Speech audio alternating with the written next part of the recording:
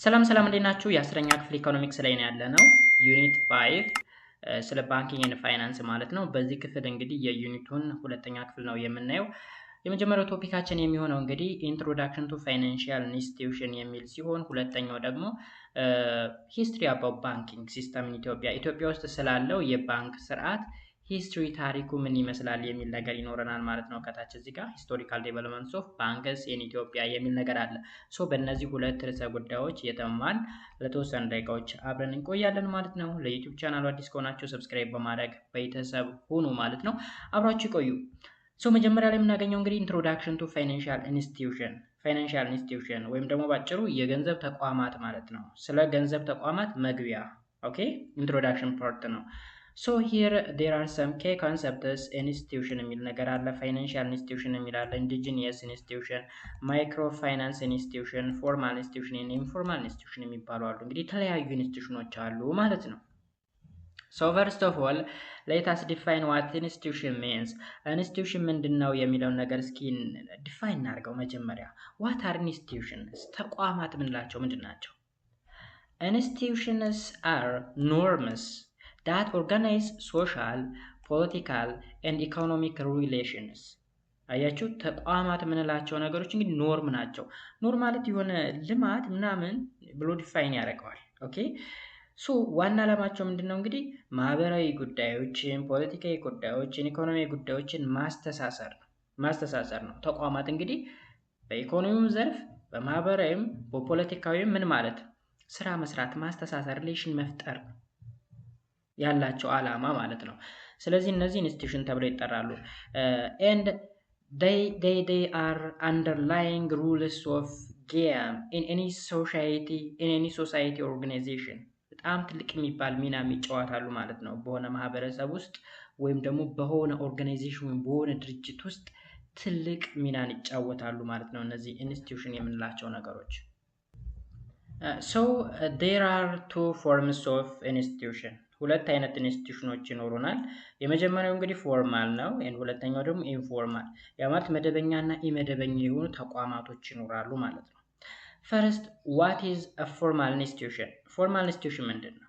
Formal institution include the written constitution, okay, laws, policies, rights, regulation enforced by official authorities. ፎርማል የሚባሉ ወይም ደግሞ መደበኛ የሚባሉ ተቋማት የምንላቸው ለምሳሌ የተጻፈ ህገ መንግስት አለ፣ ህጎች አሉ፣ ፖሊሲዎች አሉ፣ የተለያዩ መብቶች፣ አሁንም ህግጋቶች ሬጉሌሽንስ የምንላቸው። እነዚህ ላይ የተጠቀሱ ነገሮች ደግሞ ኢንፎርስድ የሚደረጉት ወይም እንዲተገበሩ የሚደረጉት በኦፊሻል ኦቶሪቲ ወይም ደግሞ በባለስልጣናት ነው፣ ወይም ደግሞ በሚመለከተው አካል እነዚህ ነገሮች እንዲከበሩ ኢንፎርስ የሚያደርግ አካል አለ ማለት ነው። ስለዚህ እነዚህ ምን ይባላሉ? they are said to be formal institution። ስለዚህ ፎርማል ኢንስቲትዩሽን የሆኑት የቶቹ ናቸው ተብላችሁ ልትጠይቁ ትችላላችሁ maybe. So written constitution is a formal institution. Laws, policies, rights and regulations enforced by official authority ብለን እንሄዳለን። What about informal institution? ኢንፎርማል ወይም ደግሞ ኢመደበኛ የሆኑ ተቋማትስ ምንድን ናቸው ስንል ደግሞ informal institution on the other hand are the usual unwritten social norms። ያልተጻፉ ማህበራዊ ልምዶች አሉ። ያልተጻፉ ማለት ነው፣ በቃል የሚተላለፉ ማህበረሰቡ የሚያከብራቸው የሚተገብራቸው ማለት ነው። ከስተም አለ፣ ከስተም or tradition that shapes thoughts and behavior። ያንድን ሰው አስተሳሰብና ባህሪ ሼፕ ሊያደርጉ የሚችሉ የተለያዩ ምኖች አሉ፣ ባህሎች አሉ። እነዚህ ኢንፎርማል የሆኑ ኢንስቲትዩሽኖች ብለን እንጠራቸዋለን። ያልተጻፉ ሶሻል ኖርሞች አሉ፣ ከስተሜን ትራዲሽን አሉ። እነዚህ ነገሮች የአንድን ማህበረሰብ እሳቤ እና ባህሪ ሼፕ ሊያደርጉ የሚችሉ ናቸው ማለት ነው ኢንፎርማል ኢንስቲትዩሽን የምንላቸው። ኦኬ ስለዚህ ፎርማል እና ኢንፎርማልን በዚህ ካየን what are financial institution? የገንዘብ ተቋማት የምንላቸው ምንድን ናቸው? Financial institutions are institutions that serve as a financial intermediary። እንግዲህ ፋይናንሻል ኢንተርሚዲያሪን ተዝቀደመ አይተናል። በዋናነት ባንኮች ኦኬ ባንኮች የብድርና ቁጠባ ተቋማት ምናምን ብለን ጠቅሰናል ከዚህ ቀደም። ኢንሹራንሶች ምናምን they are said to be ፋይናንሻል ኢንተርሚዲያሪ ይባላሉ። ስለዚህ ፋይናንሻል ኢንስቲትዩሽኖች ምንድናቸው? ኢንስቲትዩሽን ናቸው። የምን አይነት አገልግሎት ነው የሚሰጡት? የምን አገልግሎት ነው የሚሰጡት ካልን የፋይናንሻል ኢንተርሚዲያሪ ተግባር ነው የሚሰሩ። የፋይናንሻል ኢንተርሚዲያሪን ተግባር የሚሰሩ ማለት ነው። ሶስት ዋና ዋና ፋይናንሻል ኢንስቲትዩሽኖች ይኖሩናል። there are three major types of financial institution. the first one is depository institution ይባላል። ዲፖዚታሪ ሁለተኛው ደግሞ ኮንትራክቹዋል ኢንስቲትዩሽን ኤንድ ሶስተኛው ደግሞ ኢንቨስትመንት ኢንስቲትዩሽን ተብሎ በሶስት ይከፈላል ማለት ነው። ኦኬ ስለዚህ የመጀመሪያው ዲፖዚታሪ ኢንስቲትዩሽን ማለት ምን ማለት ነው? ዲፖዚታሪ ኢንስቲትዩሽን deposit taking institution that accept and manage deposit and make loan. for example banks and credit union.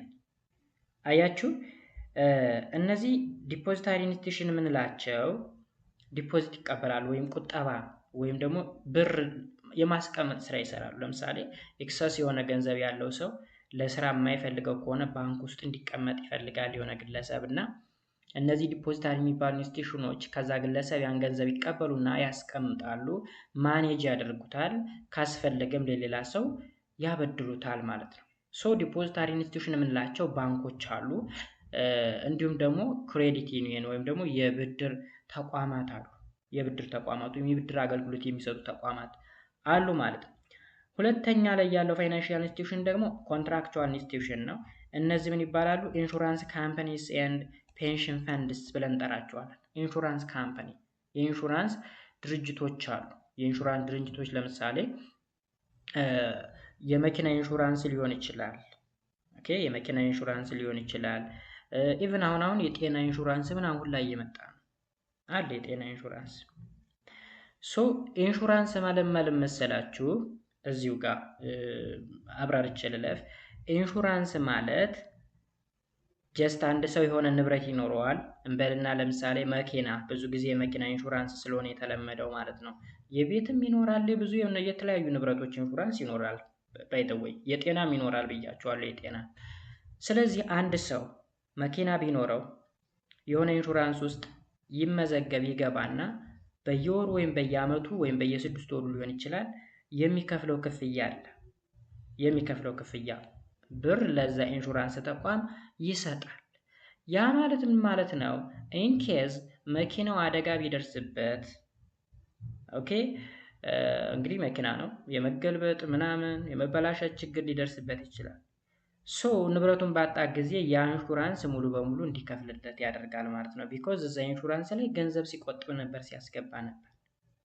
የጤና ኢንሹራንስን በተመለከተ አንድ ሰው በጤናማነቱ ዘመን ገንዘብ ያዋጣል። ድንገት የሆነ ሰዓት ላይ ቢታመምና ከባድ የሚባል ገንዘብ ቢጠየቅ ለሕክምና ያ ኢንሹራንስ ሕክምናውን ይሸፍንለታል። ለምን ካል በጤነኝነት ዘመኑ ገንዘብ ሲያዋጣ ነበር ለዛ ኢንሹራንስ። ስለዚህ እነዚህ ኮንትራክቹዋል ኢንስቲትዩሽን ብለን እንጠራቸዋለን። ፔንሽን ፈንድ የምንለው ከጡረታ ጋር የተገናኘ ነው፣ ፔንሽን ፈንድ የሚባለው ማለት ነው። ኤኒዌይስ ሶስተኛው ላይ ስንመጣ ኢንቨስትመንት ኢንስቲትዩሽን የሚባሉ አሉ። እነዚህ ደግሞ ኢንቨስትመንት ባንክስ፣ አንደርራይተርስ ኤንድ ብሮኬጅ ፊርምስ ምናምን ይባላሉ። ጀስት ከኢንቨስትመንት ወይም ደግሞ የሆነ ነገር ኢንቨስት ለማድረግ ለምሳሌ ሪል ስቴቶች ሊሆኑ ይችላሉ። ሌሎች ኢንቨስት የሚደረጉ ለምሳሌ ካምፓኒዎች ምናምን ሊሆኑ ይችላሉ። የተለያዩ ፋብሪካዎችን ምናምን ኢንቨስት ለማድረግ ምናምን ሊሆን ይችላል። ከዛ ጋር በተገናኘ ኢንቨስትመንት ባንኮች አሉ፣ ለኢንቨስተሮች ገንዘብ የሚያበድሩ ምናምን። የብሮኬጅ ፊርም የሚባል አለ፣ የድለላ ስራ የሚሰሩ ምናምን ሁላ ከኢንቨስትመንት ኢንስቲትዩት ውስጥ ይመደባሉ ማለት ነው። ኦልራይት መልካም። ሌላው the banking financial institution ምንድን ነው?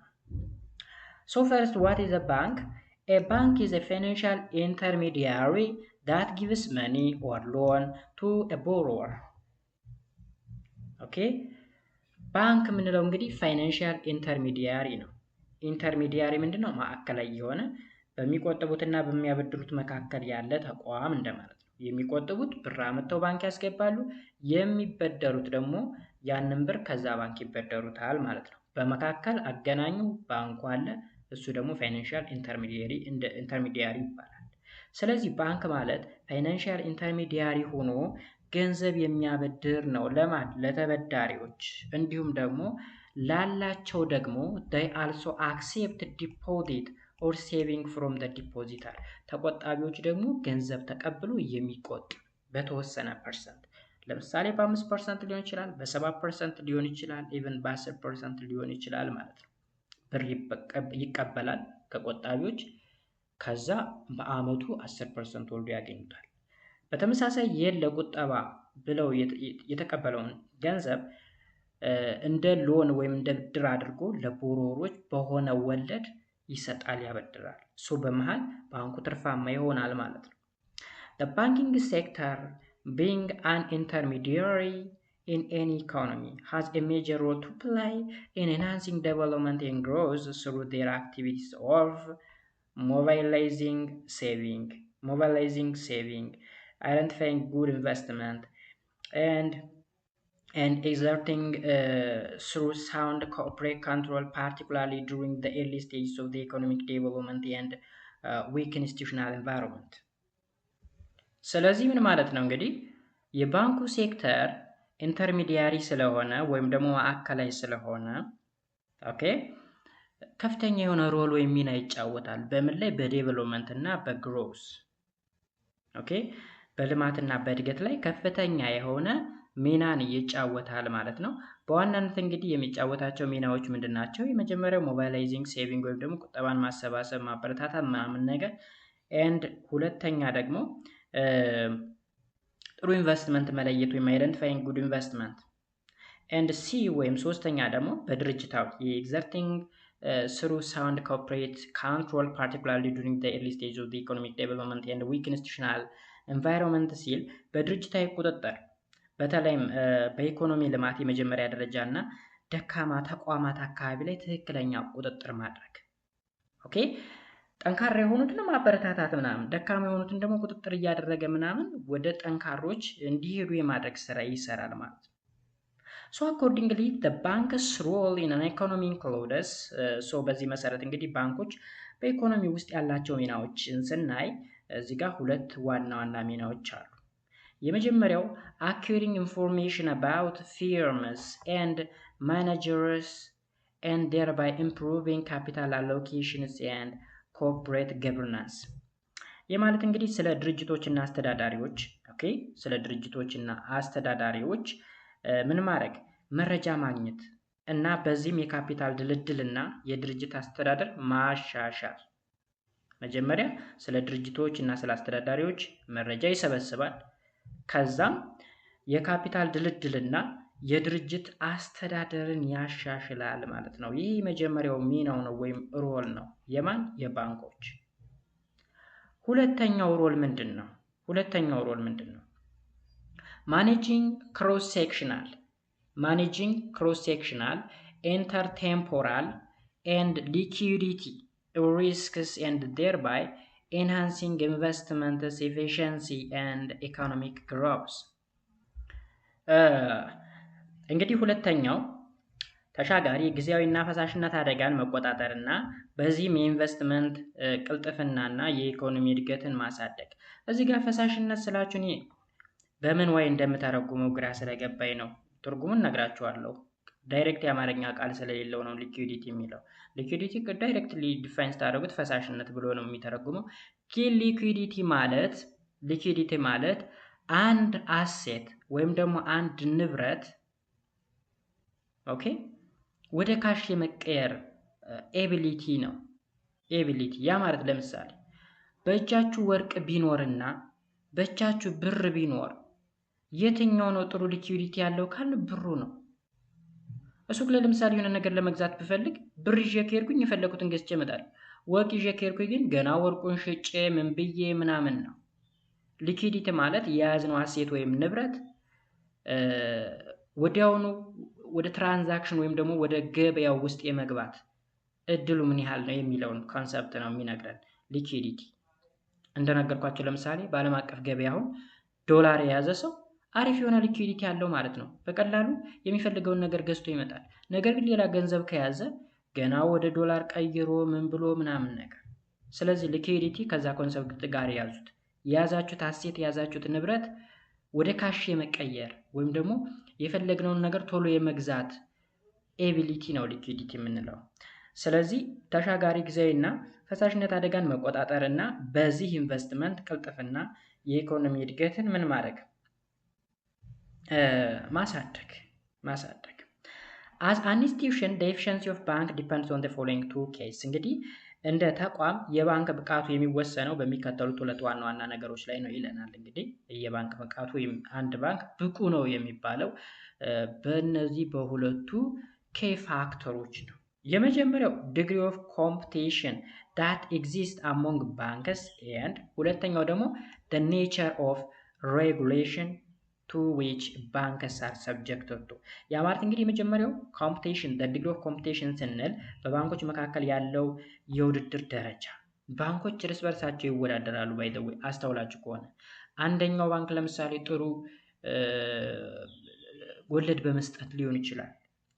የተሻለ ቴክኖሎጂ በመጠቀም ለምሳሌ ሞባይል ባንኪንግ ላይ ያለው ቴክኖሎጂ ውስጥ ላይ ያለው ኦፕሬሽኑን በጣም አሪፍ በማድረግ የኤቲኤም ማሽኖች በደንብ አሪፍ እንዲሆኑ ምናምን ብቻ ብዙ የተሻሉ ነገሮችን በማድረግ ኮምፒት ሊያደርጉ ይችላሉ። ስለዚህ በባንኮች መካከል ያለው የውድድር ደረጃ አንደኛው ኬ ፋክተር ነው። በባንኮች መካከል የሚደረግ ወይም ደግሞ አንድ ባንክ ኤፊሽንት ነው ሊያስብለው የሚችል ወይም ደግሞ ብቁ ነው ሊያስብለው የሚችለው አንደኛው ኮምፒት ያደርጋሉ። ሁለተኛው ደግሞ የባንኮች የሚገዙበት ደንብ አለ። ኦኬ the nature of the regulation to which the banks are subjected to. so ባንኮች የሚገዙበት ደንብ እሱም ሌላኛ ኬ ፋክተር ነው። so what are the two key factors that determine the efficiency of the bank?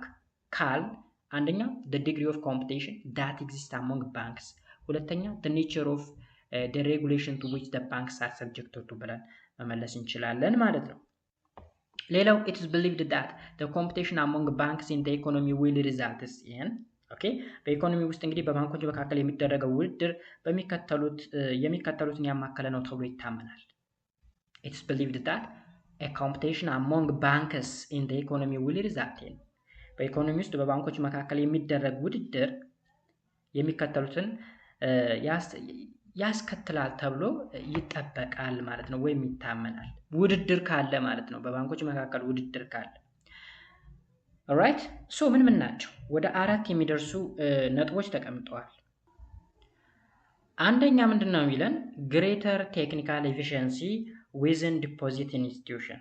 ያ ማለት እንግዲህ ግሬተር የሆነ ቴክኒካል ኤፊሺየንሲ ዊዝን ዲፖዚት ኢንስቲትዩሽን ስንል የቁጠባ ተቋማት ውስጥ ላይ ጥሩ የሆነ ወይም የላቀ የቴክኒክ ብቃት። እዚህ ጋር ዲፖዚት ኢንስቲትዩሽን ስንል የቁጠባ ተቋማት ማለት ነው። ስለዚህ እዚህ ውስጥ የላቀ ቴክኒክ ብቃት ሊኖር ይገባል ኮምፒት ለማድረግ ወይም ደግሞ ኮምፒቲሽን ውስጥ ነው ለማለት ማለት ነው። ሁለተኛ lower interest rate for the borrower፣ ለተበዳሪዎች ዝቅተኛ የወለድ መጠኖች። ያ ማለት ተበዳሪ ቶሎ እንዲመጣላቸው ወይም ብዙ ተበዳሪ እንዲኖራቸው ወለዱን ዝቅ ማድረግ። ግን ወለዱ በጣም ሃየር ከሆነ እዛ ባንክ ላይ ሄዶ የሚበደር የለም። ኦኬ ስለዚህ lower interest rate ለተበዳሪዎች፣ እንዲሁም ደግሞ higher interest rate for depositor ለአስቀማጮች ወይም ለቆጣቢዎች ደግሞ ከፍ ያለ ወለድ መስጠት። እንዲሁም በመጨረሻ great variety of services የተለያዩ በጣም አሪፍ የሚባሉ አገልግሎቶችን መስጠት። ስለዚህ እነዚህ ነገሮች የሚያደርግ ከሆነ ያ ባንክ ተመራጭ ይሆናል። ሶ ኮምፒቲሽን ወይም ውድድሩን ለማሸነፍ ጥሩ እድል ያገኛል ማለት ነው።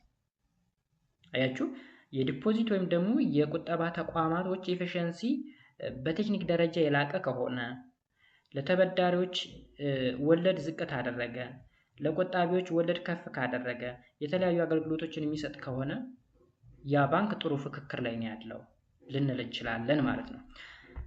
ስለዚህ the banking financial institution ይህን ይመስላል። next the non-banking financial institution ኦኬ ባንክ ነክ ያልሆኑ ደግሞ የገንዘብ ተቋማቶች አሉ። non-bank financial institution ወይም NBFI ተብሎ ይጻፋል is a financial institution that does not have a full banking license or is not supervised by the national or international banking regulation agency።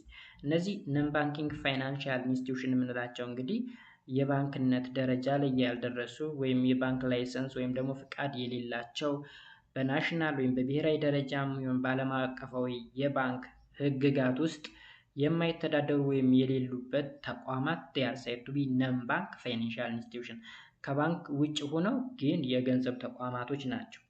ስለዚህ non-bank financial institution facilitate bank related financial service such as investment, insurance, risk pooling, contractual saving and market brokering አያችሁ ባንክ አይደሉም ግን ከባንክ ጋር ሪሌት ያደረጉ የፋይናንሻል ሰርቪሶችን ይሰጣሉ ወይም የገንዘብ ድጋፎችን አገልግሎቶችን ይሰጣሉ። ለምሳሌ እንደ ኢንቨስትመንት፣ ኢንሹራንስ። ኦኬ ኢንቨስትመንት ስንል አሁን አንድ ኢንቨስተር ይኖራል የሆነ ቦታ ላይ ኢንቨስት ለማድረግ ከፈለገ ሳፖርት ሊያደርጉት ይችላሉ እነዚህ ነን ባንኪንግ ፋይናንሻል ኢንስቲትዩሽን የምንላቸው። ኢንሹራንስን በተመሳሳይ ማለት ነው። ኦራይት ለምሳሌ ልና ኢንሹራንስ ካምፓኒ፣ ፓውን ሾፕስ፣ ካሸር ቼክ ኢንሹራንስ፣ ቼክ ካሽንግ ሎኬሽን፣ ፓይዴይ ሌንዲንግ፣ ካረንሲ ኤክስቼንጅስ ኤንድ ማይክሮ ሎን ኦርጋናይዜሽን የሚባሉት እዚህ የተጠቀሱት ነገሮች በሙሉ they are said to be non-banking financial institution ይባላሉ።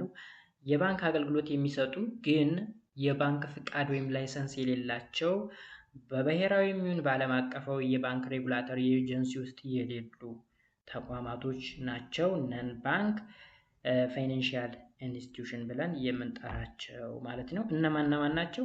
እዚህ ጋር የተጠቀሱት ነገሮች መጥቀስ ነው። ኢንሹራንስ ካምፓኒዎች አሉ።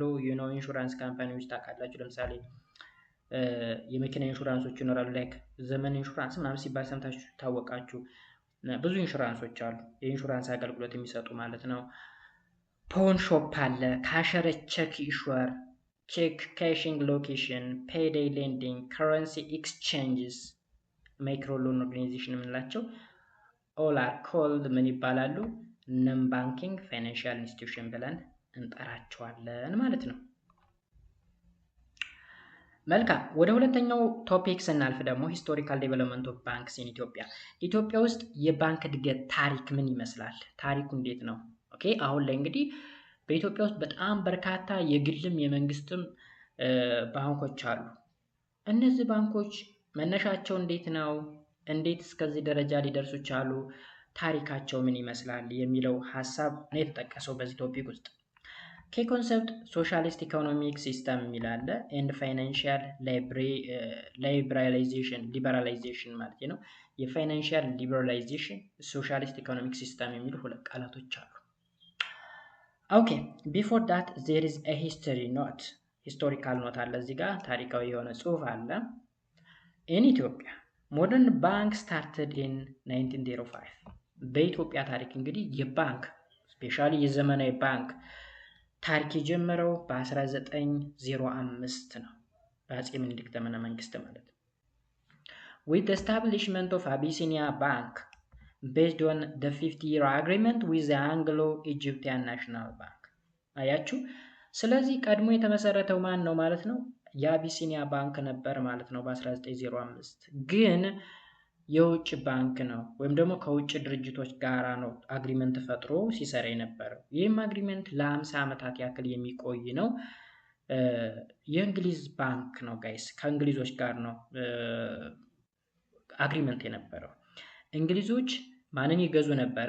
ኢጅፕትን ማለት ነው። ስለዚህ አንግሎ ኢጂፕቲያን ማለት በእንግሊዝና በኢጅፕት ወይም በግብፅ መካከል ሪሌሽን አለ በኮሎኒያሊዝም ዘመን ማለት ነው። ሶ ግብፅ የእንግሊዝ ግዛት ስለነበረች አንግሎ ኢጂፕቲያን ናሽናል ባንክ የሚባል አለ። ከሱ ጋር አግሪመንት ፈጥሮ ለ50 ዓመት የሚቆይ አግሪመንት አቢሲኒያ ባንክ ስታብሊሽ ተደረገ ወይም ተጀመረ ማለት ነው። ኦኬ እዚህ ጋር ባይ ዘ ዌይ አንግሎ ኢጂፕት ስንል ቀለል ያለ ምሳሌ እንዴ ኢንግላንድ ሌላ ሀገር ኢጂፕት ምናምን ግራ እንዳይገባችሁ። ቢክ የሚባል እስክሪብቶ ለምሳሌ ቢክ እንታውቁታላችሁ መቼም በጣም ፖፑላር የሆነ ታዋቂ የሆነ እስክሪብቶ ነው። ቢክ BIC ነው ቢክ። ብሪቲሽ ኢንተርናሽናል ካምፓኒ ማለት ነው። ብሪቲሽ ኢንተርናሽናል ካምፓኒ ማለት ነው። ግን የሚመረተው የት ነው? ሜድ ኢን ኬንያ ነው የሚለው አይደለም።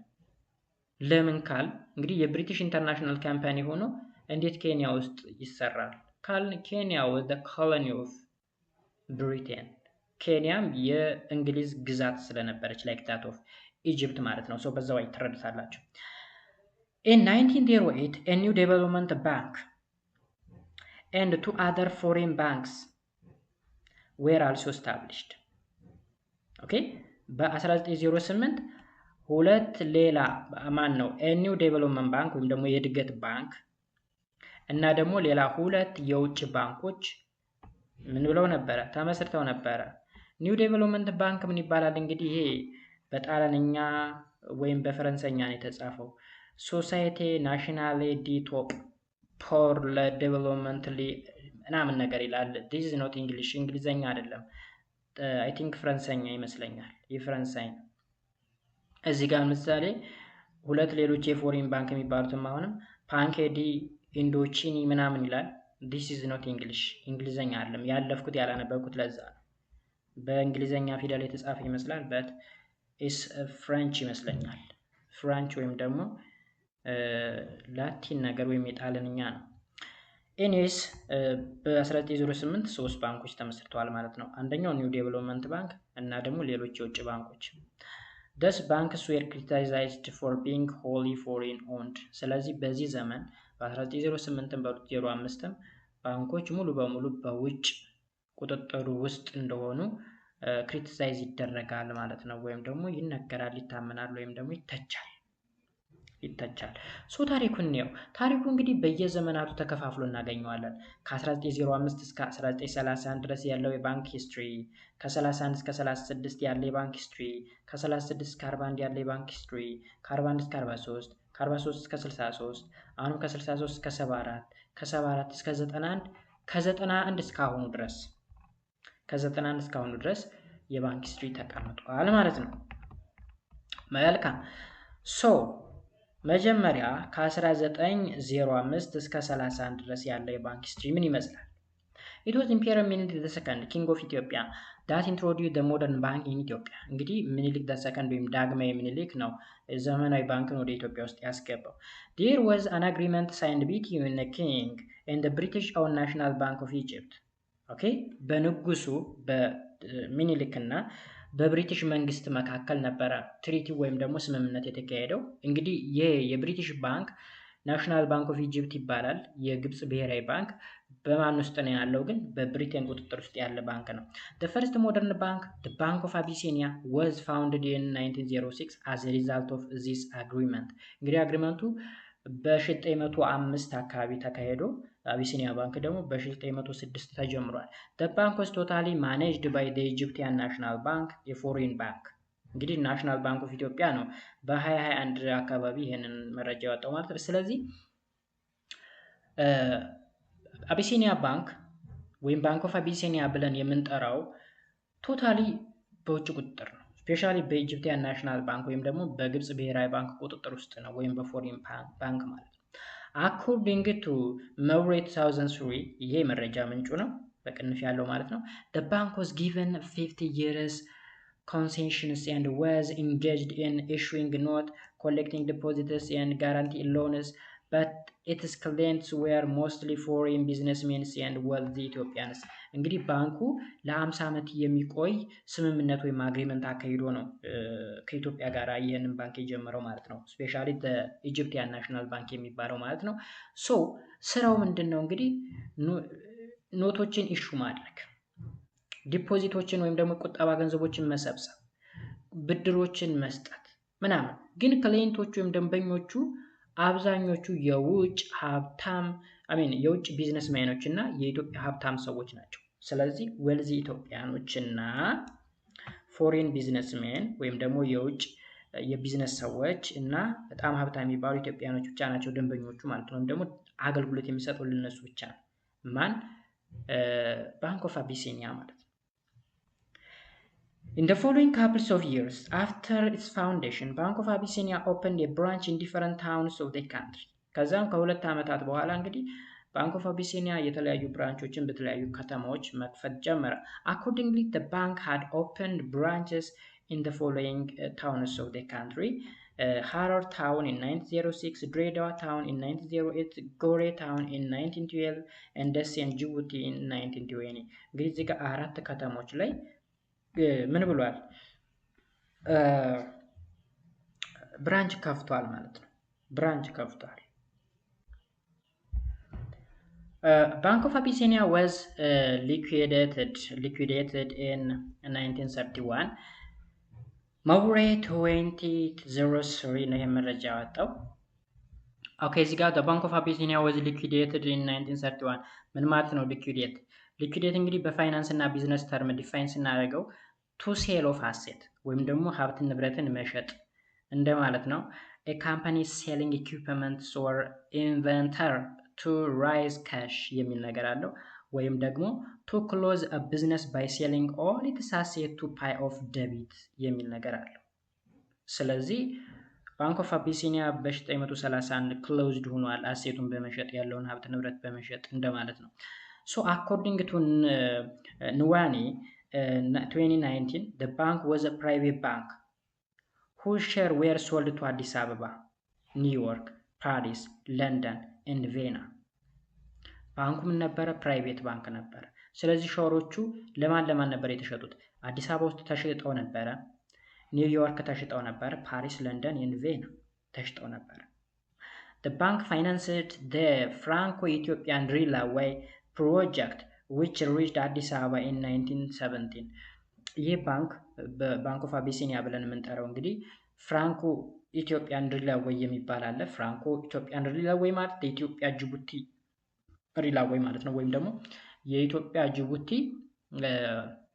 የምድር ባቡር ተብሎ የሚጠራውን ታወቃችሁት ማለት ነው። በጣም ትልቅ ጉዙ ድርጅት ነው ኢትዮጵያ ውስጥ። እሱን እንግዲህ በ1917 እንዲገነባ ፋይናንስ ያደረገው ይኸው ባንክ ነው። ባንክ ኦፍ አቢሲኒያ ብለን የምንጠራው ማለት ነው። ኦልራይት። ስለዚህ በዛ ወይ ትረዱታላችሁ ማለት ነው። ሁለተኛው ታሪክ የሚቀጥለው ደግሞ ከ31 እንግዲህ 31 ላይ ማን ሆነ? አቢሲኒያ ባንክ ሊኩዊዴትድ ሆኗል። ሊኩዊዴትድ ከሆነ በኋላ ከ31 እስከ 36 ምን ሆነ? in 1931 the Bank of Abyssinia was liquidated and legally replaced by Bank of Ethiopia shortly after the Emperor ኃይለ ሥላሴ came to power። ስለዚህ ሊኩዊዴትድ ማለት ሽጦ ሀብት ንብረቱን ወይም ደግሞ ሼሮቹን ሽጦ ወይም ደግሞ አሴቱን ሽጦ ገለል ማለት ወይም ደግሞ ክሎዝ ማድረግ ነው ብያችኋለሁ። ሊኩዊዴትድ ማለት ከሊኩዊድ ወይም ደግሞ ከፈሳሽ ጋር ዳይሬክት አታርጉት። ስለዚህ አቢሲኒያ ባንክ ባንክ ኦፍ አቢሲኒያ በ1931 ክሎዝድ ከሆነ በኋላ በሌላ ባንክ ተተካ። እሱም ባንክ ኦፍ ኢትዮጵያ ይባላል። በኢምፔሪያል ኃይለ ሥላሴ ስልጣን ከመምጣት ጋር ተያይዞ ነው ይሄ ባንክ የተከፈተው። ባንክ ኦፍ ኢትዮጵያ የሚባለው ባንክ የተከፈተው ማለት ነው። The new bank, the Bank of Ethiopia, was totally under government control and retained the management, the staff and premises and clients of the previous bank, Banks of Abyssinia። ስለዚህ ተመልከቱ፣ ሙሉ በሙሉ ባንክ ኦፍ ኢትዮጵያ የገቨርንመንት ኮንትሮል በመንግስት ቁጥጥር ውስጥ ያለ ነው። ሙሉ በሙሉ ከባንክ ኦፍ አቢሲኒያ ወደ ባንክ ኦፍ ኢትዮጵያ ተቀይሯል። ስለዚህ አቢሲኒያ ወደ ኢትዮጵያ ነው የተቀየረው። ዴን ውስጥ ላይ እንግዲህ ስሙ ተቀየረ እንጂ አዲሱ ባንክ ላይ ያሉት ሰራተኞች፣ ማኔጅመንቶች፣ ክሊየንቶች ወይም ደንበኞች የቀደሙ የአቢሲኒያ ባንክ ወይም ባንክ ኦፍ አቢሲኒያ ደንበኞች ናቸው ማለት ነው። ባንክ ኦፍ አቢሲኒያ ደንበኞች ናቸው። thus the Bank of Ethiopia became the first independent banks of Ethiopia። ኢንዲፔንዳንት የሆነ ሌሎች ባንኮች እንግዲህ ባንክ ኦፍ አቢሲኒያ በማን ቁጥጥር ውስጥ ነው ብለን ነበረ? አንግሎ ኢጂፕቲያን ናሽናል ባንክ ያዘው የነበረው ይቆጣጠር የነበረ። ደንበኞቹ ብዙ ጊዜ ፎሪን ቢዝነስማን እና ወልዚ ኢትዮጵያን ነበሩ ብለናል። ግን ባንክ ኦፍ ኢትዮጵያ ላይ ስንመጣ the first ነው የሚለው became the first independent banks of Ethiopia which was totally under the Ethiopian government control። ሙሉ በሙሉ በኢትዮጵያ መንግስት ቁጥጥር ውስጥ የሆነ የማንም የውጭ ጣልቃ ገብነት የሌለበት ነው ይለናል። Bank of Ethiopia took over the commercial activities of the Bank of Abyssinia and was authorized to issue notice and coin። ስለዚህ የኢትዮጵያ ባንክ ወይም ደግሞ ባንክ ኦፍ ኢትዮጵያ እየተባለ የሚጠራው ባንክ ሁሉንም የኮመርሻል ወይም የንግድ እንቅስቃሴዎችን ማካሄድ ጀመረ ማለት ነው። ወይም ደግሞ ባንክ ኦፍ አቢሲኒያ ይሰራው የነበረውን በሙሉ ስራ ተቀብሎ መስራት ጀመረ። ገንዘብ ከማተም ኮይኖችን ከሜን ከማድረግ ጀምሮ ማለት ነው። The bank keeping the branches of the previous bank and added አያችሁ ይሄ ባንክ እንግዲህ ከዚህ ቀደም የነበሩ ብራንቾችን አልተወም እንዳሉ ናቸው። ባንኮቹ የት ነበሩ? ሀረር ላይ ነበሩ፣ ድሬዳዋ ላይ ነበሩ፣ ጎሬ ላይ ነበሩ፣ ጅቡቲ ላይ ነበሩ አይደል ብራንቾቹ። እነዚህ ብራንቾች እንዳሉ ሆነው ሌላ ተጨመረ። የት? ኤጀንሲ ኢን ጋምቤላ፣ ጋምቤላ ኤንድ ትራንዚት ኦፊስ ኢን ጅቡቲ። ምን ጨመረ? ጋምቤላ ላይ ኤጀንሲ ኤንድ ትራንዚት ኦፊስ ደግሞ ጅቡቲ ውስጥ ተከፈተ እንደገና ማለት ነው። በተጨማሪ ባንክ ኦፍ ኢትዮጵያ ከሆነ በኋላ it was however a short-lived and was liquidated during the Italian occupation in 1936 እንግዲህ 4 ዓመት ነው ወይስ ከ31 እስከ 36 ማለት 5 ዓመት ያክል ተቆየ በኋላ ይሄ ባንክ ኦፍ ኢትዮጵያ የሚባለው ሊኩዊዴትድ ሆነ ወይም ደግሞ ለቆጣ ወይም ደግሞ ገሸሻ ለማለት ነው። ይሄ ባንክ ከነማን መምጣት ጋር ተያይዞ ነው። ይሄ ደግሞ የጣሊያን ኦኩፔሽን ወይም ደግሞ የጣሊያን ወረራ ተከትሎ ማለት ነው። እንግዲህ ጣሊያኖች ለሁለተኛ ዙር በ1936 አካባቢ ለሁለተኛ ዙር ወረዋል ማለት ነው። 5 ዓመት እንግዲህ ከ36 እስከ 41 ድረስ በ41 ወጥተው ሄደዋል ማለት ነው። መጀመሪያ በኮሎናይዜሽን ሰበብ በአፄ ምኒልክ ዘመነ መንግስት መጥተው አድዋ ላይ ተሸንፈው ወደዋል። በሁለተኛው ዙር ደግሞ በአፄ ኃይለሥላሴ ለ5 ዓመታት ያክል ኢትዮጵያ ውስጥ መጥተው ነበረ ማለት ነው። በዛ ጊዜ ባንክ ኦፍ ኢትዮጵያ ሊኩዊዴትድ እንዲሆን አድርገዋል። ሶስተኛው ታሪክ ከ36 እስከ 41 The following new banks were introduced by the Italians during their invasions of the country Ethiopia from 1936 to 1941 ስለዚህ ከስር የተጠቀሱ ባንኮች እንግዲህ የጣሊያን ባንኮች ናቸው። ኢትዮጵያን ኢንቫይድ አድርገው ወይም ወረው በነበረበት ጊዜ ኢትዮጵያ ውስጥ የገነቧቸው ባንኮች ናቸው። የመጀመሪያው ባንክ Banco d'Italia, Banco d'Italia, Banco di Roma, Banco di Napoli and Banca Nazionale del Lavoro ይሄ ጣሊያንኛ ነው ቋንቋ ጣሊያንኛ ነው። የጣሊያን ባንክ፣ የሮማ ባንክ፣ የናፖሊ ባንክ ኦኬ አይነት ስያሜ ነው ያለው ማለት ነው ስንተረጎመው በአማርኛ። ስለዚህ 4 ባንኮችን መጣው ከፍተዋል። ባንካ ዲ ኢጣሊያ፣ ባንኮ ዲ ሮማ፣ ባንኮ di Napoli and Banca Nazionale del Lavoro. Okay. These were actually branches of the main Italian banks in Italy. እነዚህ እንግዲህ ኢጣሊ ውስጥ ያለው ዋናው ባንክ ዋናው ኢጣሊ ባንክ እንግዲህ ጣሊያን ውስጥ አለ። የሱ ብራንቾች ናቸው ኢትዮጵያ ውስጥ የተከፈቱት ማለት ነው እነዚህ። They had branches which operated in the main towns of Ethiopia during the 5-year occupation period. Only Banco di Roma and Banco di Napoli, which were operated in Asmara, continued their operation after 1941. እነዚህ እንግዲህ ሁለቱ ባንኮ ዲ ሮማ እና ባንኮ ዲ ናፖሊ አስመራ ኤርትራ ውስጥ ከ1941 በኋላ ሊቀጥሉ ችለዋል። ቢኮዝ ጣሊያን was a colony of Italian ወይም ደግሞ የጣሊያ ግዛት ስለነበረች ከ1941 በኋላ እነዚህ ሁለቱ ባንኮች ባንኮ ዲ ሮማ እና ባንኮ ዲ ናፖሊ ቀጥለው ነበር። ኢትዮጵያ ውስጥ ግን በ1941 ጥቅልል ብለው ወጥተው ተባረው ስለነበረ ስፔሻሊ በእንግሊዝ እገዛ ማለት ነው ባንኩም እዛው ሊኩዊዴት አድርጎ ወይም ደግሞ ፈርሷል ማለት ነው። ወይም ደግሞ ስቶፕ አድርጓል አገልግሎቱን ማለት ነው። አራተኛው ታሪክ ከ1941 እስከ 43 ለ2 ዓመት የቆየው There was another foreign bank introduced in 1941. ልክ ጣሊያኖች ከወጡ በኋላ ብሪቲሾች ገብተው ነበረ። በነገራችሁ ላይ በ5 ዓመቱ ትግል ውስጥ አርበኞች ተፋልመው ብቻ አይደለም ጣሊያኖችን ያባረሯቸው። የእንግሊዞች እገዛ በጣም ትልቅ እንትን ነበረው ሚና ነበረው። ለምንድነው ለጣሊያን ሲዋጉ የነበሩት?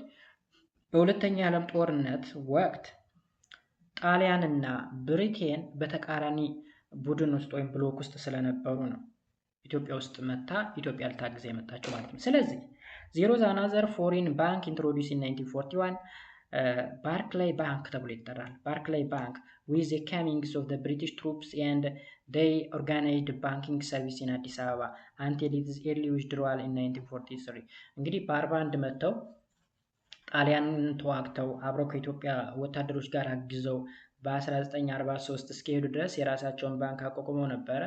ባርክላይ ባንክ ተብሎ ይጠራል። አዲስ አበባ ላይ እስኪወጡ ድረስ ከ1943 ድረስ የቆየ ባንክ ነው፣ ያጭር ዕድሜ ያለው ማለት ነው። ከ43 እስከ 63 ደግሞ አምስተኛ The State Bank of Ethiopia was established in 1943. The State Bank of Ethiopia አሁን መጀመሪያ ቅድም ባንክ ኦፍ ኢትዮጵያ ስንል ነበር አይደል? ጣሊያኖች ሲመጡ ሊኩዊዴትድ ሆነ።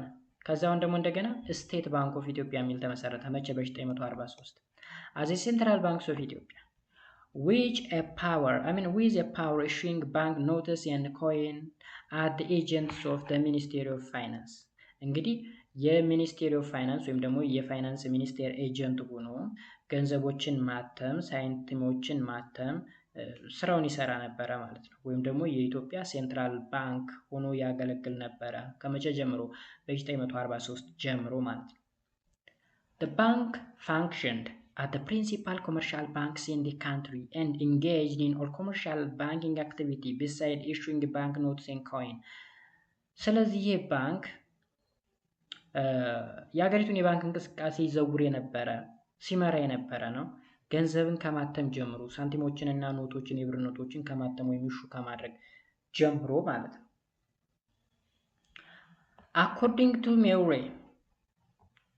According to Murray 2003, the establishment of the State Bank of Ethiopia marked the rebirth of the Ethiopia Independent Bank again.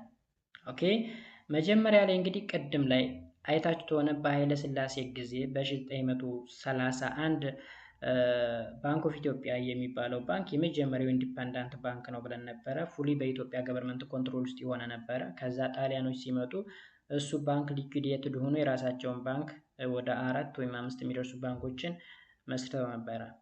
ዜን እነሱ ከወጡ በኋላ ደግሞ የብሪቴን ባንክ ባርክላይ ባንክ የሚባለው በ1943 ከፈረሰ በኋላ እንደገና አሁንም በ1943 ኢትዮጵያ ውስጥ የተመሰረተው ስቴት ባንክ ኦፍ ኢትዮጵያ ነው። የስቴት ባንክ ኦፍ ኢትዮጵያ እንግዲህ ፉሊ ኢንዲፔንደንት ባንክ ነው።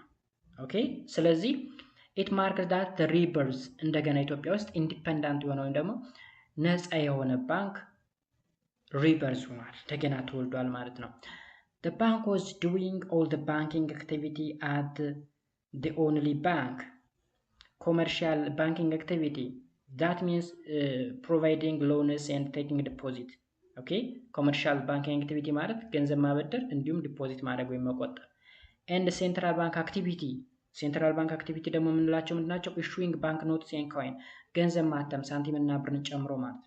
ስለዚህ what the activity of central bank ከተባለ issuing bank notes and coin ነው። And commercial bank activity የምንላቸው ደግሞ providing loans and taking deposit ነው። ገንዘብ ማበደር እና መቆጠብ ዲፖዝ ማለት።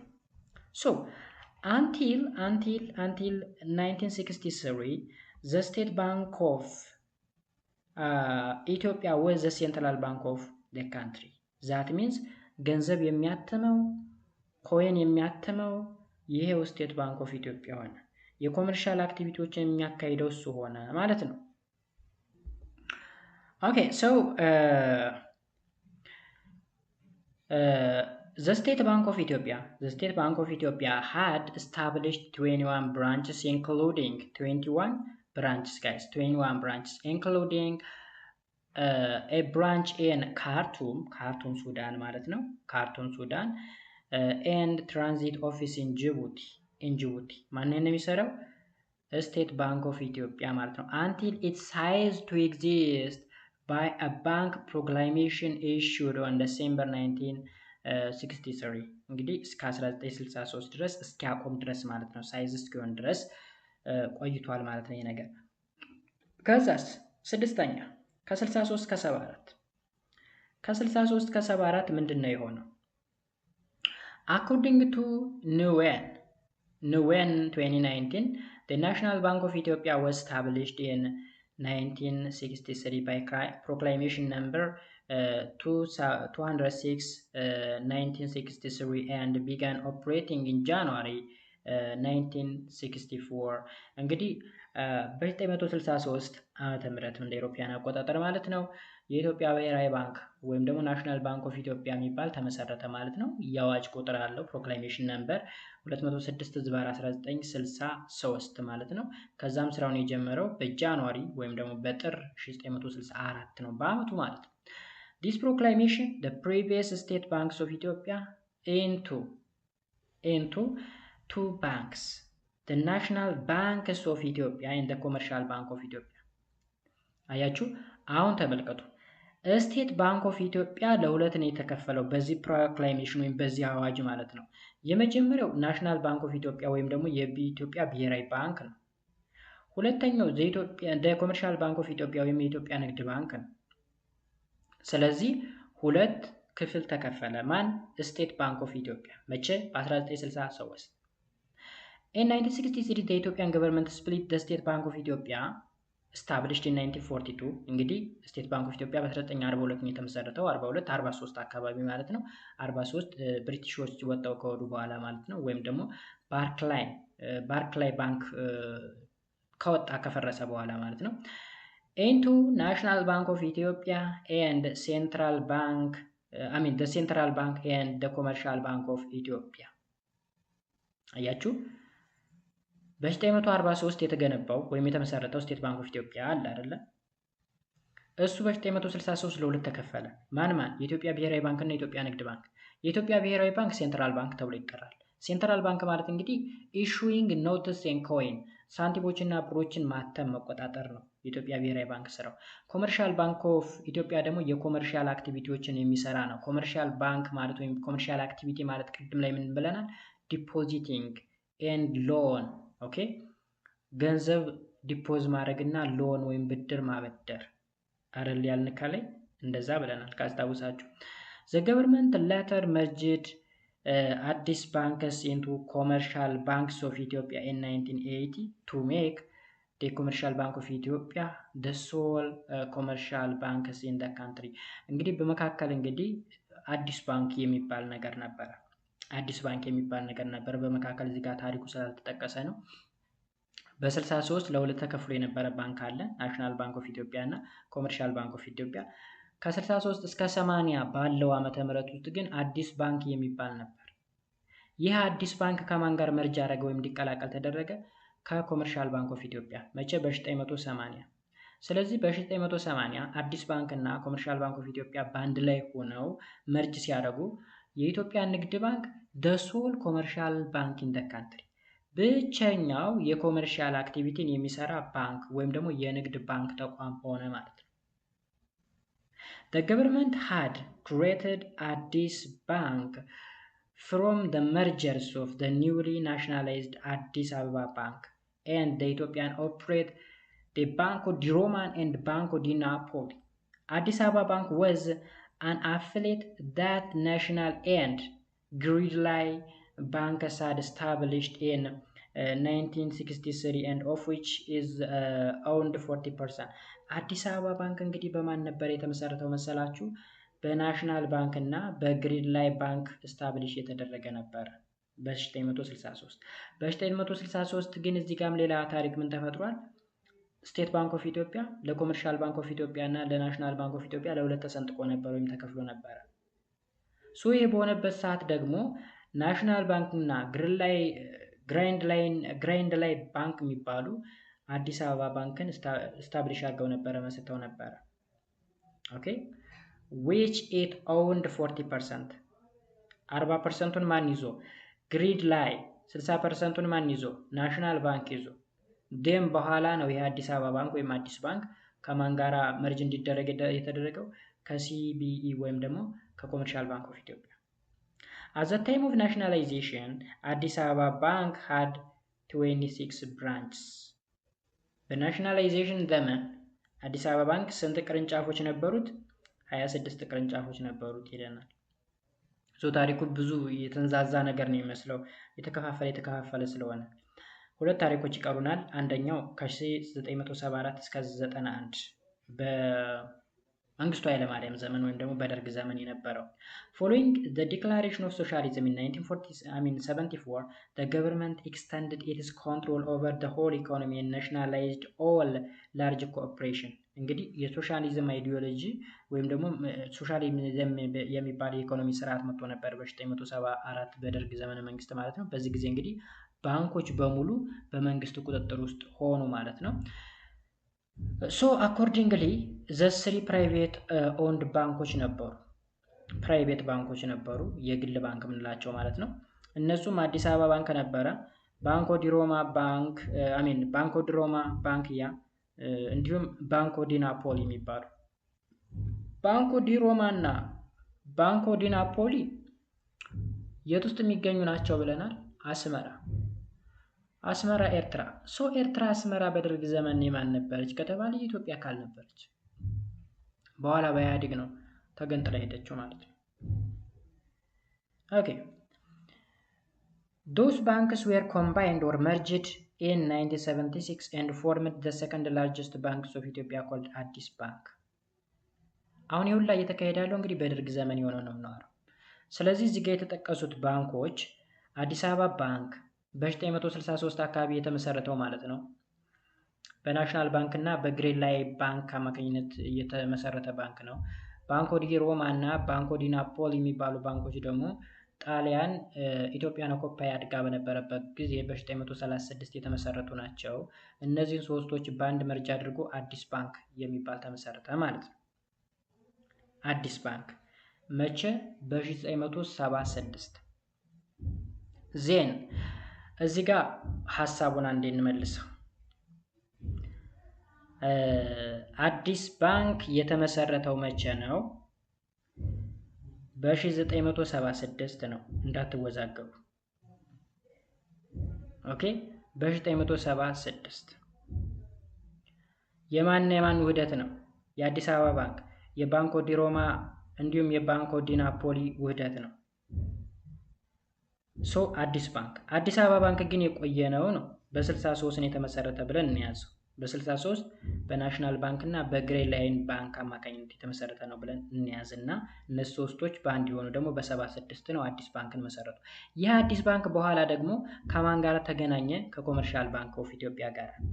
ኦኬ ዜን ኢን 1980s አዲስ ባንክ ኤንድ ኮመርሻል ባንክ ኦፍ ኢትዮጵያ ሼር ካምፓኒ ወር መርጅድ ኤንድ ኮምባይንድ to form a sole commercial banks in the country till the establishment of the private commercial banks in 1994. እንግዲህ የግል ኮመርሻል ባንኮች በ1994 እስከሚመሰረቱ ድረስ አዲስ ባንክ እና ኮመርሻል ባንክ ኦፍ ኢትዮጵያ በአንድ ላይ መርጅ አድርገው ወይም ተቀናጅተው የኢትዮጵያ ንግድ ባንክ ወይም ደግሞ ኮመርሻል ባንክ ኦፍ ኢትዮጵያ የሚባለውን መሰረቱ ማለት ነው በአንድ ላይ ሆኖ። ስለዚህ እስከ 1994 ድረስ ኮመርሻል ባንክ ኦፍ ኢትዮጵያ ብቸኛ የኮመርሻል ባንክ ነው ወይም የንግድ ባንክ ነበር ማለት ነው። አሁን ታሪኩ ግራ እንዳይገባችሁ። አዲስ አበባ ባንክ በ1963 ነበረ። አዲስ ባንክ ግን በ1976 ነው። ከዛ በ1980 ከ4 ዓመት ቆይታ በኋላ ከኮመርሻል ባንክ ኦፍ ኢትዮጵያ ጋር ተቀላቀለ። The Commercial Bank of Ethiopia commenced or started its operation with the capital of per 65 million. እንግዲህ የኢትዮጵያ ንግድ ባንክ ስራውን የጀመረው በ65 ሚሊዮን በጀት ነው፣ ካፒታል ነው እና 128 ብራንቾች ነበሩ ወይም ቅርንጫፎች ነበሩት። 3633 ተቀጣሪዎች ነበሩት። መቼ? በ1980 ከማን ጋር መርጅ ባደረገ ጊዜ? ከአዲስ ባንክ ጋር ሆኖ ማለት ነው። The Agricultural Industrial Bank was formed in 1970 as 100% state ownership and which was under the umbrellas of the National Bank of Ethiopia. ሌላው ደግሞ የግብርናና ኢንዱስትሪያል ባንክ የሚባል ነበረ። በ1970 የተመሰረተ 100% በመንግስት ቁጥጥር ውስጥ የሆነ በናሽናል ባንክ ኦፍ ኢትዮጵያ ቁጥጥር ወይም አምብሬላ ወይም ጥላ ስር ያለ ማለት ነው። then after in 1979 ከ9 ዓመት በኋላ the bank was renamed አግሪካልቸራል ኤንድ ኢንዱስትሪያል ዴቨሎፕመንት ባንክ የግብርናና የኢንዱስትሪ ልማት ባንክ ተብሎ ስያሜ ተሰጠው። It was entrusted with the financing and economic developments of agriculture, industrial and other sectors of the national economy, extending credits of medium to long term natures as well as a short term agricultural production loan. እንግዲህ የባንክ ዋና ስራው በግብርናና በኢንዱስትሪ ዘርፍ ላይ ለተሰማሩ ኢንቨስተሮች ሊሆን ይችላል፣ ሌሎች ስራዎች ሊሆን ይችላል፣ ሚዲየም ላርጅ ተርም እንዲሁም ሾርት ተርም የሆኑ የብድር አገልግሎቶችን ምናምን ይሰጥ ነበረ ማለት ነው። ኦኬ The financial sector constitute only 3 banks and each employed monopoly power in its respective market. The following with the 3 dominant banks in the country during 1974 up to 1991. እንግዲህ በደርግ ዘመነ መንግስት የነበሩት ሶስት ዋና ዋና ባንኮች የሚባሉት እነማን ነበሩ ካል አንደኛው ናሽናል ባንክ ኦፍ ኢትዮጵያ የኢትዮጵያ ብሔራዊ ባንክ አንደኛው ዶሚኔት አድርጎ የነበረ ባንክ ነው። ሁለተኛ the commercial bank of ኢትዮጵያ የኢትዮጵያ ብሔራዊ ባንክ and ሶስተኛ agricultural industrial development bank ኦኬ የግብርናና ኢንዱስትሪ እድገት ባንክ እነዚህ ሶስቱ ባንኮች በደርግ ዘመን ከ1974 እስከ 91 ድረስ ዶሚኔት አድርገው የነበሩ ትልቅ ባንኮች ናቸው ማለት ነው። የመጨረሻ ከ1991 ጀምሮ እስካሁን ድረስ alright in 1991 the country became a liberal economy system ሊበራል ወይም የነፃ ኢኮኖሚ ማለት ነው። ማንም ሰው እንደፈለገው ገንዘብ ማምረት ይችላል ወይም ካፒታሊዝም የሚባለው ማለት ነው። ከሶሻሊዝም አይዲዮሎጂ ወደ ሊበራል ኢኮኖሚ የተሸጋገረችበት ነው 1991 ማለት ነው። The National Bank of Ethiopia outlined its main function separated from the previous total government control. የኢትዮጵያ ብሔራዊ ባንክ እንግዲህ ራሱን ገለል አደረገና ከዚህ ቀደም በመንግስት ቁጥጥር ውስጥ ካሉ ባንኮች ራሱን ለየ ማለት ነው። The licensing and supervision of the banking business was formulated in 1994. ከዛ እንደገና በ1994 ይሄ ፍቃድ ምናምን የሚባሉ ከባንክ ቢዝነስ ጋር የተገናኙ ነገሮች እንደ አዲስ ፎርሙሌት ተደረጉ። መቼ በ1994 ማለት ነው። የራሱን የቻለ ሞኔታሪ ኤንድ ባንኪንግ ፕሮክላሜሽን አለው ወይም ደግሞ የባንክ አዋጅ ቁጥር አለው ቁጥር 83/1994 ማለት ነው። The proclamation laid down the legal basis for the investment in banking sector.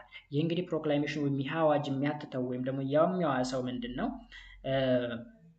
ማንኛውም ባንክ ወደዚህ ሴክተር ውስጥ ሲገባ ማሟላት ያለባቸው እንትኖች አሉ ቅድመ ሁኔታዎች ምናምኖችን ነው የሚያወራው ማለት ነው። ፕሮክላሜሽን ወይም አዋጅ ቁጥር 83/1994 ላይ ያለው ማለት ነው። ሌላው rules and functions of the banks in Ethiopia የመጨረሻ ኮንሰፕታችን ነው እዚህ ጋር rules and functions of banks in Ethiopia ኢትዮጵያ ውስጥ ያሉ ባንኮች ተግባራቸው ምንድነው? የተወሰኑ ባንኮች ናሽናል ባንክ ኦፍ ኢትዮጵያ እና ኮመርሻል ባንክ ኦፍ ኢትዮጵያ መሰሉ ሁለቶች ናቸው የተቀመጡት። ዴቨሎፕመንት ባንክም አለ ያ ሶስቱ ማለት ነው። የኢትዮጵያ እድገት ባንክ፣ የኢትዮጵያ ብሔራዊ ባንክ እና የኢትዮጵያ ንግድ ባንክ ተግባርና ኃላፊነት ምንድነው? የመጀመሪያው የኢትዮጵያ ብሔራዊ ባንክ ነው። the National Bank of Ethiopia NB. The National Bank of Ethiopia just like other countries national and central bank control interest rate, manage the amount of credit available, control the amount of money supply.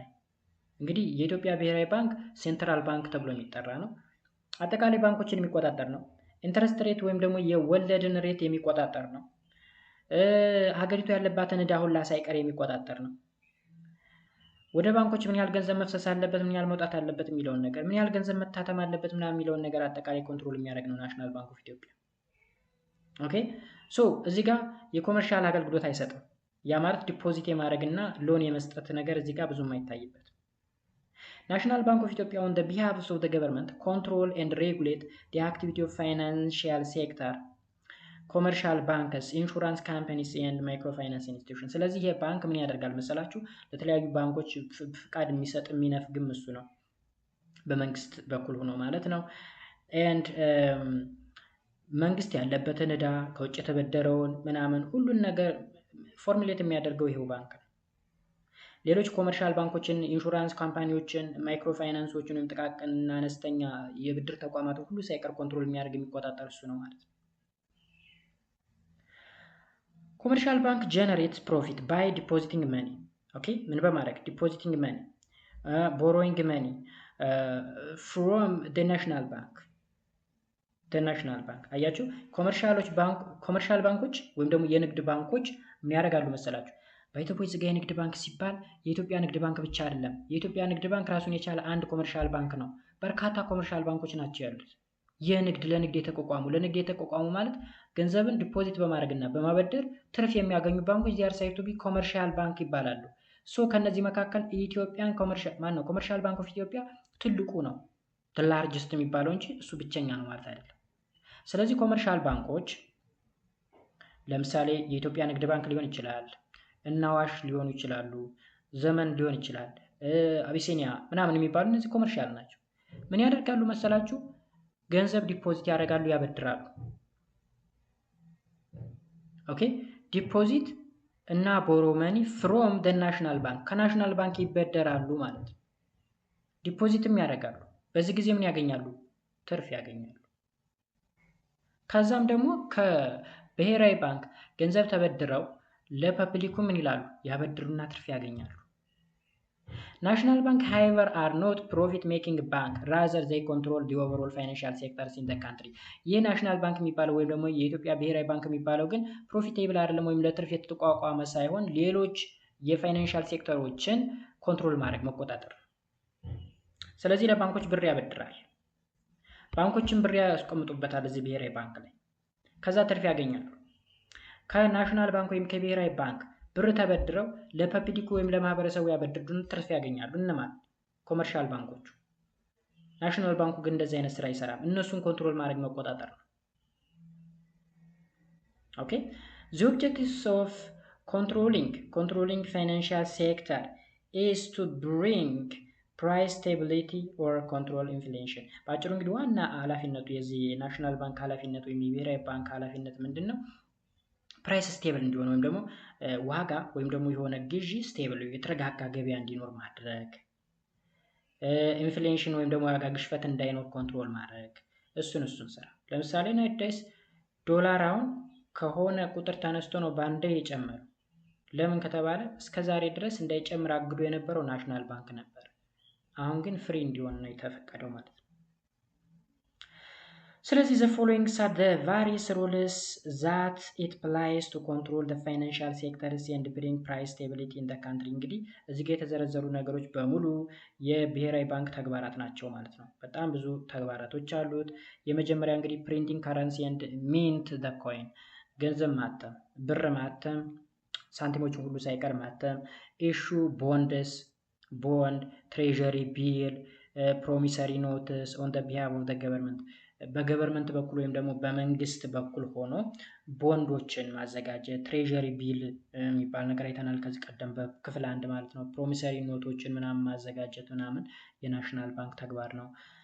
ሌላው ደግሞ ሜንቴን ሎው ሌቭልስ ኦፍ ኢንፍሌሽን ደግሞ የዋጋ ግሽበት ሲኖር ማስተካከል የዛው ባንክ ተግባር ይሆናል ማለት ነው። አውቶራይዝ ኤንድ ኮንትሮል ማይክሮ ኤንድ አደር ፋይናንሻል ኢንስቲትዩሽን፣ ሌሎች እንግዲህ የገንዘብ ነክ ተቋማቶችን ኮንትሮል ማድረግ ማዘዝ መቆጣጠር የሱ ተግባር ነው። ዲፖዚት ገቨርንመንት መኒ ኤንድ ፕሮቫይድ ዳይሬክት አድቫንስ ቱ ዘ ገቨርንመንት። ኦኬ የመንግስት ገንዘቦችን ዲፖዝ ማድረግ ወይም ደግሞ ማስቀመጥ። ያ ማለት መንግስት ለምሳሌ ይህን ያህል ሚሊዮን ብር ከግብር ሰበሰብኩ ቢል የሰበሰበው ብር ንግድ ባንክ ላይ አይደለም የሚቀመጠው፣ አቢሲኒያ ባንክ ላይ አይደለም የሚቀመጠው፣ የኢትዮጵያ ብሔራዊ ባንክ ላይ ሄዶ ነው የሚቀመጠው። ኦኬ ስለዚህ ዲፖዚት የሚደረገው የኢትዮጵያ ብሔራዊ ባንክ ላይ ይሆናል ማለት ነው። ከግብርም በሉት ከየትም መንግስት የሚያገኘውን ገንዘብ ወይም ደግሞ የመንግስት የሚባል ገንዘብ በሙሉ ናሽናል ባንክ ኦፍ ኢትዮጵያ ይቀመጣል። ሌላው ሌንድ መኒ ቱ ዘ ኮመርሻል ባንክስ፣ ለንግድ ባንኮች ገንዘብ ማበደር። ለምሳሌ ንግድ ባንኮች ስንል የኢትዮጵያ ንግድ ባንክ ትልቁ አለ እና አቢሲኒያ ባንክ አለ። ሌሎች የግል ባንኮች አሉ፣ በጣም ብዙ ናቸው። ላይ ዘመን ባንክ፣ አዋሽ ባንክ ምናምን የሚባሉ ባንኮች ገንዘብ ይበደራሉ። ከየት? ከዚሁ ከብሔራዊ ባንክ ማለት ነው። ቢኮዝ እዚህ ጋር ምንድነው ማወቅ ያለባችሁ፣ ገንዘብ በየጊዜው ይታተማል። የታተመውን ገንዘብ እንግዲህ ለምሳሌ ንግድ ባንክ እያተመ አይደለም ገንዘብ የሚያመጣው፣ ከብሔራዊ ባንክ የሚታተሙ ገንዘቦችን ነው የሚበደረው ዲፖዝ የሚያደርገው እዛ ነው። ሌላው ሬጉሌት the money supply interest rate and other charges፣ ምኖችን ይቆጣጠራል አለ። ሬጉሌት መኒ ሰፕላይ፣ ኦኬ ኢንተረስት ሬት ኤንድ አዘር ቻርጅስ። ያ ማለት ገንዘብ ዝም ብሎ ስለተገኘ ያመርታል ማለት አይደለም። እሱን በትክክል ሬጉሌት ያደርጋል፣ ይቆጣጠራል። ምን ያህል ገንዘብ መታተም አለበት ምናምን የሚለው። ኢንተረስት ሬት ለምሳሌ በባንኮች መካከል ፍክክር አለ። የሆነ ባንክ ለምሳሌ 7% ወለድ ካዘዘ ሌላኛው 10 ያኛው 15 ያኛው 20 እያለ ፍክክራቸው ከልክ እንዳያልፍ መቆጣጠር መቻል። ሌሎች ቻርጆችን በተመሳሳይ። ኔክስት ሮል ምንድነው? ኮንትሮል the creation of credits by commercial banks። በኮመርሻል ባንኮች የሚፈጠሩ የተለያዩ ብድሮችን ምናምን ነገር መቆጣጠር። ፎርሙሌት the monetary policy frameworks of the country። የሞኔታሪ ወይም ደግሞ ገንዘብ ነክ የሆኑ ፖሊሲዎችን ፎርሙሌት ማድረግ። ኦኬ። ማኔጅ the international reserves of the country። ይሄ ደግሞ ኢንተርናሽናል ወይም በዓለም አቀፍ ደረጃ እንግዲህ ሀገሪቱ ብድር ይኖርባታል ምናምን እሱን ሁላ ማኔጅ የሚያደርገው እሱ ነው። ሬጉሌት the foreign exchange of the country። የውጭ ምንዛሪዎችን የሚቆጣጠረው ለምሳሌ $1 130 ብር ከሆነ 130 ብር መሆኑን ምናምን የሚቆጣጠር ምናምን የኢትዮጵያ ብሔራዊ ባንክ ነው። ኔክስት ቢ ኮመርሻል ባንክ ኦፍ ኢትዮጵያ። የኢትዮጵያ ንግድ ባንክ ምንድነው ኃላፊነቱ? The Commercial Bank of Ethiopia is the biggest and the leading commercial bank in Ethiopia። የኢትዮጵያ ብሔራዊ ባንክ እንግዲህ በጣም ትልቁ የሚባለው ባንክ ነው። የመንግስት ነው ማለት ይቻላል። የመንግስት ነው and leading ነው። የንግድ ባንኮችን ሁሉ የሚመራ ነው የኢትዮጵያ ንግድ ባንክ። The current Commercial Bank of Ethiopia was the result of the merging of the Addis Bank share company and the former Commercial Bank of Ethiopia in 1980s። እንግዲህ አሁን ላይ የምናውቀው የኢትዮጵያ ንግድ ባንክ በ1980 አዲስ ባንክ ሼር ካምፓኒ እና የቀደሙ ኮመርሻል ባንክ በአንድ ላይ ተዋህደው የፈጠሩት ነው። As a government commercial bank, the bank has the following rules and function mandated to it by the NBE። የመንግስት ንግድ ባንክ እንደመሆኑ መጠን የሚከተሉት ኃላፊነቶች ወይም ሮሎች ይኖሩታል ማለት ነው። የመጀመሪያው ሴቪንግ ዲፖዚት ፎር ሃውስሆልድ ኢንዲቪዥዋል ኤንድ ፊርምስ። ኢንዲቪዥዋል ወይም የግለሰቦችን ወይም የኩባንያዎችን ወይም የተቋማቶችን ገንዘብ ሴቭ ማድረግ፣ ዲፖዝ ማድረግ፣ መቆጠብ ማለት ነው። ሌላኛው ጊቭ ኤ ሎን ቱ ዘ ሃውስሆልድ ኤንድ ፊርም። ለግለሰብ ወይም ደግሞ ለተቋማት ለኩባንያዎች ገንዘብ ማበደር። ፕሮቫይድ ሴፍ ከስቶዲ ፎር ቫሉብል ፎር ሃውስሆልድ ኢንዲቪዥዋል። ሴል ኤንድ ፐርቻስ ፎሪን ከረንሲ። ኢሹ ሌተርስ ኦፍ ክሬዲት ትራቭለር ቼክ ምናምን ነገር ልክ ቼኮች ቼክ ታውቃላችሁ። ቼክ ማለት ገንዘብን ተክቶ የሚያገለግል ወረቀት ነው። እሱን ነገር ማተም ወይም ኢሹ ማድረግ፣ ፎሪን ከረንሲዎችን መግዛት መሸጥ ምናምን ነገር ይህን ይሰራል የኢትዮጵያ ንግድ ባንክ ማለት ነው። የመጨረሻው ዴቨሎፕመንት ባንክ ኦፍ ኢትዮጵያ። አጠር አድርገን እንጨርስ። የኢትዮጵያ የልማት ባንክ ኦኬ። የኢትዮጵያ ልማት ባንክ ወይም ዴቨሎፕመንት ባንክ ኦፍ ኢትዮጵያ። Development Bank of Ethiopia (DBE) is one of the financial institutions engaged in providing short, medium and long-term development credit and loan። እንግዲህ ከዴቨሎፕመንት ወይም ከእድገት ጋር የተገናኙ ብድሮችን፣ ቁጠባዎችን ምናምን ነገር የማድረግ ስራ ይሰራል የባንክ ማለት ነው። It has a project-based lending tradition. Project financed by the bank are carefully selected and prepared through appraised, close supervised and systematically evaluated ይላል። ባጭሩ የባንክ ከፕሮጀክቶች ጋር የተገናኘ ነው። የሆነ ትልቅ ፕሮጀክት ሲኖር ያ ፕሮጀክት ሊሰራ የሚችለው ከዚህ ባንክ ጋር በመፈራረብ በመዋዋል ምናምን ይሆናል። Specifically, the Development Bank of Ethiopia, which took this last name in 1994, financial reform as mandated with the following rules in the country። በ1994 ይህ ስያሜ የተሰጠው ወይም ዴቨሎፕመንት ባንክ ኦፍ ኢትዮጵያ ወይም የኢትዮጵያ እድገት ባንክ ተብሎ ስያሜ የተሰጠው በሚከተሉት ምክንያቶች ነው። አንደኛ ፕሮቫይድ ሎን ፎር ዘ ዴቨሎፕመንት ኦፍ ዘ አግሪካልቸራል ኢንዱስትሪያል ሴክተር። ይህ ባንክ ከአግሪካልቸር እና ከኢንዱስትሪ ጋር የተገናኙ ሴክተሮችን ብድር ለመስጠት ነው። ላይክ የሆነ ሰው ለምሳሌ በግብርናው ዘርፍ ሰፊ እርሻ ልማት ለማልማት ከፈለገ ብድር የሚያገኘው ከዴቨሎፕመንት ባንክ ኦፍ ኢትዮጵያ ይሆናል ማለት ነው። ሌሎች ኢንቨስትመንቶችም ከኢንዱስትሪያ ጋር የተገናኙ ለምሳሌ የሆነ ካምፓኒ ለመፍጠር ከፈለገ ወይም ደግሞ የሆነ ፋብሪካ ለመክፈት ተፈለገ የሆነ ሰው ብድር ሊያገኝ የሚችለው ከዴቨሎፕመንት ባንክ ኦፍ ኢትዮጵያ ይሆናል ማለት ነው። ሁለተኛው ማንዴቱ ምንድነው ወይም ኃላፊነቱ ምንድነው? የባንክ ሱፐርቫይዝ ኤንድ ኮንትሮል ዲ አክቲቪቲ ኦፍ ዘ ፕሮጀክት ፋይናንስድ ባይ ዘ ባንክ። በዚህ ባንክ አማካኝነት የተጀመሩ ፕሮጀክቶች ይኖራሉ። ለምሳሌ አንድ ሰው ሰፊ እርሻ ልማት ማልማት ፈልጎ ከዚህ ባንክ ላይ ብር ቢበደር ይህን የእርሻ ልማት የመቆጣጠር ምን ደረጃ እንደደረሰ ወይም አጠቃላይ ፕሮጀክቱ ያለበትን ሁኔታ የመቆጣጠር ሙሉ ኃላፊነት የባንኩ ይሆናል ማለት። ስለዚህ እነዚህ ዋና ዋና ኃላፊነቶች ወይም ማንዴቶች የዴቨሎፕመንት ባንክ ኦፍ ኢትዮጵያ ይሆናል ማለት ነው። በአጭሩ በኢትዮጵያ ውስጥ የሚገኙ ሶስት ዋና ዋና ባንኮች ዴቨሎፕመንት ባንክ ኦፍ ኢትዮጵያ፣ ኮመርሻል ባንክ ኦፍ ኢትዮጵያ እና ናሽናል ባንክ ኦፍ ኢትዮጵያ ኃላፊነታቸው ይህንን ይመስላል ማለት ነው ጋይስ። የዛሬው ክላስ ይህን ይመስላል። አይ ቲንክ ትንሽ ረዘም ያለ ነው። በሚቀጥለው ደግሞ ማይክሮ ፋይናንስ ኢንስቲትዩሽን ከሚለው ጀምሮ በክፍል 3 የምንገናኝ ይሆናል። እስከዛው ድረስ በያላችሁ በሰላማችሁ ብዝት ይበል። መልካም ጊዜ። ባባይ